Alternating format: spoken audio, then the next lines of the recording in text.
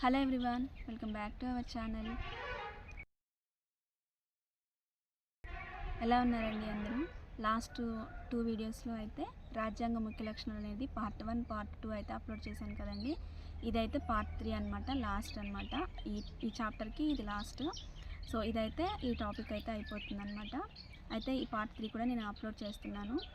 చూడండి, ఈ వీడియో అయితే లాస్ట్ వరకు కూడా స్కిప్ చేయకుండా చూడండి. మీకు చాలా క్లియర్గా అయితే అర్థమవుతుంది. ప్రతి ఒక్క చాప్టర్ నేను చాలా క్లియర్గా అయితే ఎక్స్ప్లెయిన్ చేస్తున్నాను కాబట్టి మీరు లాస్ట్ వరకు స్కిప్ చేయకుండా చూడండి. Let's start the video. Last వీడియోలో నేర్చుకున్నాం కదండి, 16 ముఖ్య లక్షణాలు ఉంటాయి అని చెప్పేసి. లాస్ట్ 2 వీడియోస్లో అయితే 10 లక్షణాలు అయితే నేర్చుకున్నాము. 11వది వచ్చేసి లౌకిక రాజ్యం. ఇదేంటంటే భారత రాజ్యాంగం ఒక లౌకిక రాజ్యాన్ని ఏర్పరుస్తుంది. అందుచేత ఏ మతాన్ని భారతదేశం అధికార మతంగా గుర్తించలేదు. మనది లౌకిక రాజ్యం కాబట్టి మన దేశంలో విభిన్నమైన రకాల మతాలు ఉన్నాయి కాబట్టి మన భారత రాజ్యాంగం ఏంటంటే ఏ మతాన్ని కూడా భారతదేశం అధికార మతంగా అయితే గుర్తించలేదు. ఎందుకంటే చాలా మల్టిపుల్ రిలీజియన్స్ ఉన్నాయి కాబట్టి ఒకటి ఇది అధికార మతం అనేది అదైతే గుర్తించలేదు అన్నమాట. తర్వాత లౌకిక అనే పదాన్ని భారత రాజ్యాంగ ప్రవేశికలో 42వ రాజ్యాంగ సవరణ చట్టం 1976లో చేర్చడం జరిగింది. ఈ లౌకిక అనే పదాన్ని భారత రాజ్యాంగం ప్రవేశికలో 42వ రాజ్యాంగ సవరణ ద్వారా, అంటే ఇది 1976లో చేర్చడం జరిగిందనమాట. ఇందులో మొత్తం 12 అంశాలు ఉంటాయి. విశ్వాసంలో, నమ్మకంలో, ఆరాధనలో స్వేచ్ఛని రాజ్యాంగ ప్రవేశిక కలగజేస్తుంది. విశ్వాసంలో, నమ్మకంలో, ఆరాధనలో స్వేచ్ఛని రాజ్యాంగ ప్రవేశిక అయితే కలగజేస్తుంది. అంటే మనకి ఇష్టమైన మతాన్ని పాటించవచ్చు, మనం ఏ మతంలో అయినా విశ్వాసంగా ఉండొచ్చు, మన ఇష్టమైనట్టు ఆరాధనలో కూడా, అంటే ఏదో ఒక మతంలో కూడా మనం పాల్గొనవచ్చు అని చెప్పేసి రాజ్యాంగ ప్రవేశికలు అయితే ఉంది. చట్టం ముందు సమానత్వం, ఇది 14వ ప్రకరణ. మన భారతదేశ చట్టం ముందు అందరూ సమానులే. మత ప్రాతిపాదికపై రాజ్యం ఏ వ్యక్తి ఎడల విచక్షణ చూపరాదు.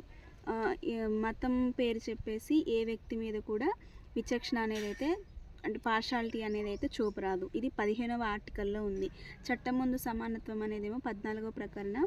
మత ప్రాతిపాదికపై రాజ్యం ఏ వ్యక్తి ఎడల విచక్షణ చూపరాదు అనేది 15వ ప్రకరణ ఆర్టికల్.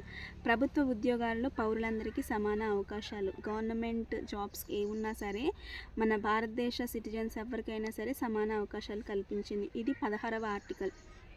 తర్వాత అంతరాత్మకు అనుగుణంగా వ్యక్తులందరూ స్వేచ్ఛగా మతాన్ని ఆచరించడం. ఇది 25వ ఆర్టికల్.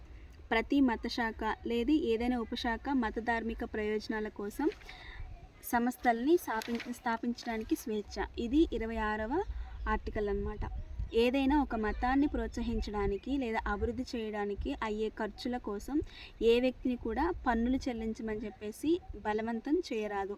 ఏదైనా ఒక మతాన్ని, మేము ఈ మతాన్ని ప్రోత్సహిస్తున్నాం, మాకు పన్నులు చెల్లించండి అని చెప్పేసి బలవంతం చేయడం అలాంటివి చేయకూడదు. ఇది ఏ ఆర్టికల్ అంటే 27వ ఆర్టికల్లో ఉంది. ప్రభుత్వ నిధుల ద్వారా నిర్వహిస్తున్న విద్యా సంస్థల్లో ఏ మత బోధన జరపరాదు. ఇది 28వ ఆర్టికల్లో ఉంది. ఏ వర్గానికి చెందిన పౌరులైనను వారికి తమ భాషను, లిపిని, సంస్కృతిని పరిరక్షించుకునే హక్కు కూడా ఉంది. ఇది 29వ ఆర్టికల్. ఏ వర్గానికి చెందిన పౌరులైనను వారికి తమ భాషను, లిపిని, సంస్కృతిని పరిరక్షించుకునే హక్కు 29వ ఆర్టికల్ అయితే మనకి ఇచ్చింది. అల్పసంఖ్యాక వర్గాలు తమకు నచ్చిన విధంగా విద్యా సంస్థలు నెలకొల్పడానికి, నిర్వహించుకోవడానికి 30వ ఆర్టికల్ మనకైతే హక్కు ఇచ్చింది. పౌరులందరికీ ఒకే విధమైన, అల్పసంఖ్యాక వర్గీయులు అంటే తెలుసు కదా, సో లో క్లాస్లో ఉన్న వాళ్ళు ఎవరైనా సరే వాళ్ళకి నచ్చిన విధంగా విద్యా సంస్థలు అనేవి నెలకొల్పుకోవడానికి, నిర్వహించుకోవడానికి అయితే 30వ ఆర్టికల్ అయితే హక్కు ఇచ్చింది. పౌరులందరికీ ఒకే విధమైన ఉమ్మడి పౌర స్మృతిని కలగజేయడానికి రాజ్యం ప్రయత్నించాలి. ఇది 42వ ఆర్టికల్ మనకిచ్చింది. పాశ్చాత్య భావనలో లౌకికవాదం అంటే మతంని రాజ్యం నుండి పూర్తిగా వేరు చేయడం. అంటే ఏంటంటే విదేశీయులలో ఎలా ఉంటుందంటే లౌకికవాదం అంటే ఏంటంటే రాజకీయాల నుండి వేరు చేయడం అనమాట. లౌకికవాదం అంటే దాన్ని పూర్తిగా వేరు చేయడం పాశ్చాత్య భావనలో. ఇది 11వ లక్షణం లౌకిక రాజ్యం అనేది. 12వ లక్షణం వచ్చేసి సార్వజనీన వయోజన ఓటు హక్కు. లోక్సభ, రాష్ట్ర అసెంబ్లీలకు జరిగే ఎన్నికలలో సార్వజనీన వయోజన ఓటింగ్ పద్ధతిని భారత రాజ్యాంగం ఏర్పరిచింది. మనకి లోక్సభకు కానీ రాష్ట్ర అసెంబ్లీలకు కానీ వయోజన ఓటు హక్కు అనేది అయితే మనకు భారత రాజ్యాంగం అయితే ఇచ్చింది. 18 సంవత్సరాలకు తక్కువ కానీ ప్రతి భారతీయ పౌరునికి కుల, జాతి, మత, లింగ, అక్షరాస్యత, సంపద వంటి వివక్షత లేకుండా ఓటు హక్కు ఉంటుంది. 18 సంవత్సరాలు నిండిన తర్వాత వాళ్ళు ఏ మతంకి చెందిన వారైనా, ఏ జాతికి చెందిన వారైనా, వాళ్ళ జెండర్ అనేది కూడా లెక్క చేయకుండా, వాళ్ళ చదువేంటి అనేది కూడా అలాంటివి, లేకపోతే వాళ్ళకి ఎంత ఆస్తి ఉంది, ఇలాంటివి అవన్నీ ఏమీ చూడకుండా 18 సంవత్సరాలు ఎవరికైతే నిండుతాయో వాళ్ళకి, ప్రతి భారతీయునికి కూడా ఓటు హక్కు అయితే మన రాజ్యాంగం కల్పించింది. 61వ రాజ్యాంగ సవరణ చట్టం 1988 ఓటు హక్కు వయసుని 21 నుంచి 18 సంవత్సరాలకు తగ్గించడం జరిగింది. 61వ రాజ్యాంగ సవరణ చట్టం తర్వాత ఓటు హక్కు అనేది 18 సంవత్సరాలకు వచ్చింది. అంతకుముందు 21 సంవత్సరం అయితే ఉండేది. ఎప్పుడైతే 61వ రాజ్యాంగ సవరణ చట్టం జరిగిందో 1988లో, అప్పటి నుంచి 18 సంవత్సరాలకి అయితే కుదించడం జరిగింది. ఇది 1988లో తగ్గించడం జరిగింది. 1989 నుంచి అమల్లోకి అయితే వచ్చింది. సార్వజనీన వయోజన ఓటు హక్కు సాధారణ ప్రజల ఆత్మగౌరవాన్ని, హోదాన్ని ఇనుమడింపజేసి ప్రజాస్వామ్యం స్ఫూర్తిని అర్థవంతం చేస్తుంది. ఇది 12వ వయోజన ఓటు హక్కు 12వ లక్షణం అన్నమాట. 13వ లక్షణం వచ్చేసి ఏకపౌరసత్వం, ఒకటే సిటిజన్షిప్ అన్నమాట. విదేశాల్లో అయితే దేశం మొత్తానికి, దేశానికి సంబంధించిన సిటిజన్షిప్ ఉంటుంది. అలాగే వాళ్ళు ఏ రాష్ట్రంలో అయితే నివసిస్తున్నారో దానికి సంబంధించిన సిటిజన్షిప్ అయితే ఉంటుంది. కానీ మన భారతదేశం మాత్రం ఏకపౌరసత్వం అనేది ఇచ్చిందనమాట. భారత రాజ్యాంగంలోని సమైక్య విధానం 2 తరహా ప్రభుత్వాలని, అంటే కేంద్రంలో, రాష్ట్రాల్లో ఏర్పరిచినప్పటికీ రాజ్యాంగం భారతీయ పౌరులందరికీ ఏకపౌరసత్వాన్ని అనగా భారత పౌరసత్వాన్ని మాత్రమే ఇస్తుంది. కానీ అమెరికాలో ఒక వ్యక్తికి 2 పౌరసత్వాలు ఉంటాయి. ఒకటి జాతీయ పరంగా, అంటే వాళ్ళు ఏ దేశంలో నివసిస్తున్నారో ఆ దేశం పరంగా, తర్వాత 2 అతను నివసించే రాష్ట్రం పరంగా పౌరసత్వం అదైతే ఇస్తుందన్నమాట. అయితే ఇండియాలో పౌరులు ఏ రాష్ట్రంలో జన్మించినా, ఏ రాష్ట్రంలో నివాసం ఏర్పరచుకున్నా సరే వారికి దేశమంతా సమాన రాజకీయ పౌర హక్కులు అయితే ఉంటాయన్నమాట. మన ఇండియాలో మొత్తం జాతికి, అంటే దేశాన్ని మొత్తానికి సంబంధించిన పౌరసత్వం, తర్వాత ఏదో ఒక రాష్ట్రంలో నివసిస్తున్న పౌరసత్వం అలాంటిది అయితే ఉండదు. మొత్తం జాతి మొత్తానికి ఒకటే పౌరసత్వం అయితే ఉంటుంది. కొన్ని గిరిజన ప్రాంతాల్లో, అంటే జమ్మూ అండ్ కాశ్మీర్ రాష్ట్రంలో తప్ప మరెక్కడ ఈ విషయంలో ఎటువంటి విచక్షణ ఉండదు. జమ్మూ కాశ్మీర్ రాష్ట్రంలో తప్ప మిగతా అంతా కూడా ఒకటే భారత పౌరసత్వం అయితే ఉంటుంది. కానీ జమ్మూ కాశ్మీర్లో మాత్రం ఇదైతే వర్తించదన్నమాట. 14వది వచ్చేసి స్వతంత్ర సంస్థలు. భారత రాజ్యాంగం కేంద్ర, రాష్ట్ర స్థాయిలలో శాసన, కార్యనిర్వాహక, న్యాయ వ్యవస్థలతో పాటు కొన్ని స్వతంత్ర సంస్థలను కూడా ఏర్పరిచింది. ఈ స్వతంత్ర సంస్థలు అంటే ఏంటంటే, భారత రాజ్యాంగం కేంద్ర, రాష్ట్ర స్థాయిలో శాసన, కార్యనిర్వాహక వ్యవస్థలతో పాటు, అంటే కొన్ని ప్రభుత్వానికి సంబంధించినతో పాటు కొన్ని ఇండిపెండెంట్ ఆర్గనైజేషన్స్ కూడా ప్రభుత్వం అనేది అయితే ఏర్పరిచింది. ఎన్నికలను నిష్పక్షపాతంగా నిర్వహించడానికి ఎన్నికల కమిషన్ ఉంటుంది. ఇది స్వతంత్ర సంస్థ. ప్రభుత్వాల జమా ఖర్చులను ఆడిట్ చేయడానికి క్యాగ్ ఉంటారు. కంట్రోలర్ అండ్ ఆడిటర్ జనరల్ అన్నమాట. అఖిల భారత సర్వీసులకు పోటీ పరీక్షలు నిర్వహించడానికి యూపీఎస్సీ. ప్రతి రాష్ట్రంలో ఒక రాష్ట్ర పబ్లిక్ సర్వీస్ కమిషన్ కూడా ఉంటుందన్నమాట. ఇవన్నీ కూడా స్వతంత్ర సంస్థలు.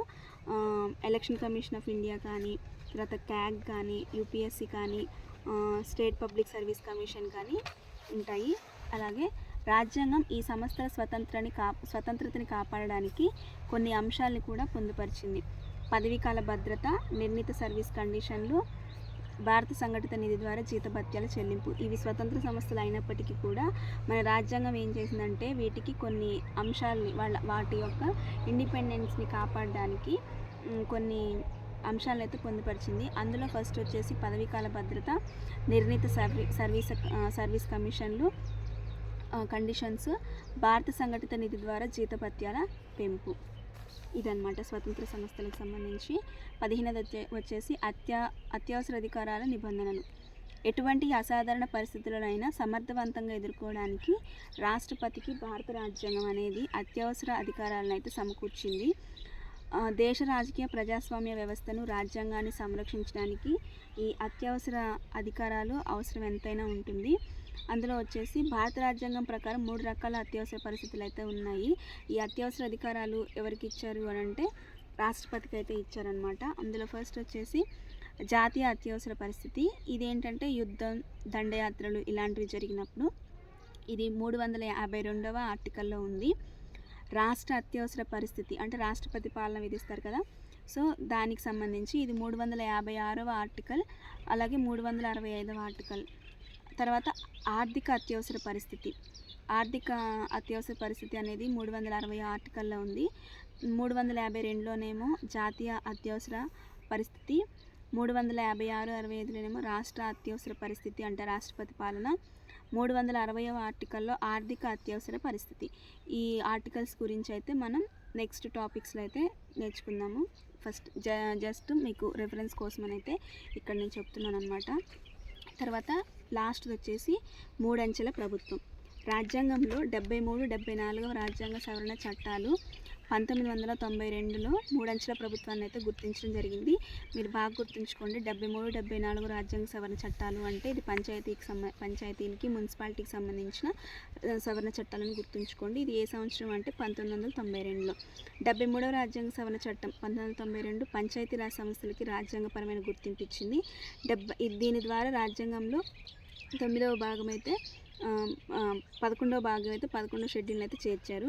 74వ రాజ్యాంగ సవరణ చట్టం ద్వారా ఏమో మున్సిపాలిటీకు రాజ్యాంగపరమైన గుర్తింపు ఇచ్చింది. 73 ఏమో పంచాయతీ సంస్థలకి సంబంధించి, 74 వచ్చేసి మున్సిపాలిటీకి సంబంధించిన రాజ్యాంగపరమైన గుర్తింపు అయితే ఇచ్చిందనమాట. వీటి ద్వారా 12వ షెడ్యూల్ 11వ షెడ్యూల్ ద్వారానేమో పంచాయతీ సంస్థలకి, 12వ షెడ్యూల్లోనేమో మున్సిపాలిటీలకి చేర్చారనమాట.